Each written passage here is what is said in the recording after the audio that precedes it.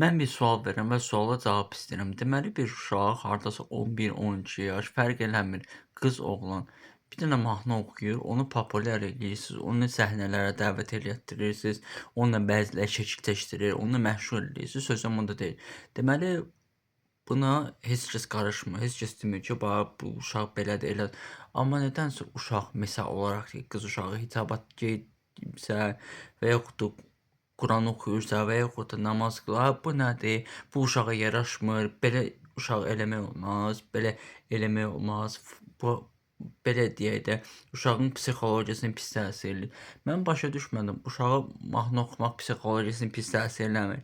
Uşağa pomada sürtmək, nə bilim, böyüklər kimi geymək psixologiyasını pis təsir eləmir. Nə uşağa rəqs eləmək pis təsir eləmir. Nə oldu bir dənə hicabla və yaxud da dini ayinə olan şeylər də pis təsir elədi. Siz kimi aldadırsınız?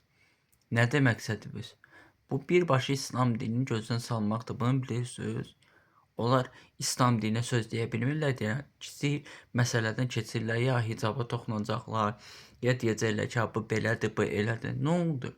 Hələ bir dənə uşaq çıxan kimi səhnəyə deyin ki, bunu eləmək olmaz da. Niyə demirsiniz? Niyə səsiniz çıxmır? Niyə bir fikrinizi bildirmirsiniz? Ona dediyiniz buna dediyində və yaxud buna dediyiniz ona dediyində fərq nədir? Fərq bundadır ki, bu haram oxuyur, bu sizin nəfsi istədiklərinizi eləyir deyənə buna qarışmırsınız. Amma bu həmin uşaq Allahın dediklərini yerinə yetirir. Nətər olur ki, siz belə çıxır ki, Allahın dediklərini insanlardan aşağı tutursunuz? Bu nə hökmdür belə? Yəni mən başa düşə bilmirəm. Deməli, uşaq hər nə deyirsən pis, haram əməl eləmək olar. Heç kəs buna heç nə deməyəcək. Amma bir dənə mərsiyə desin, bir dənə Quran oxusun, bir dənə rozə desin, bir dənə Nuhə desin və yaxud da bir dənə hicaba geyinsin və yaxud da bir dənə uzun qol bir köynək geyinsin, bu olmaz. Nədir məsələ? Neynəmək istəyirsiniz?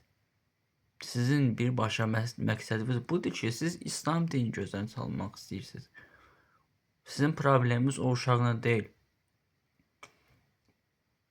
Hələ böyüyər hicab taxar, böyüyər nə bilim həyatını davam edər. Böyüyər mahnı oxuyar da, böyüyər nə bilim rəqs eləyər də. Niyə uşağı belə təşviş eləyirsiniz? Məsələ nədədir? Allah bu cür insanları hidayət eləsin. Həqiqətən deyirəm, çox zəlalətdəsiz ha. Bax bu cür gedişlə Allah bizə bəla verməsə daha yaxşıdır. Allah hidayət eləsin. Vallahi başqa söz tapa bilmirəm.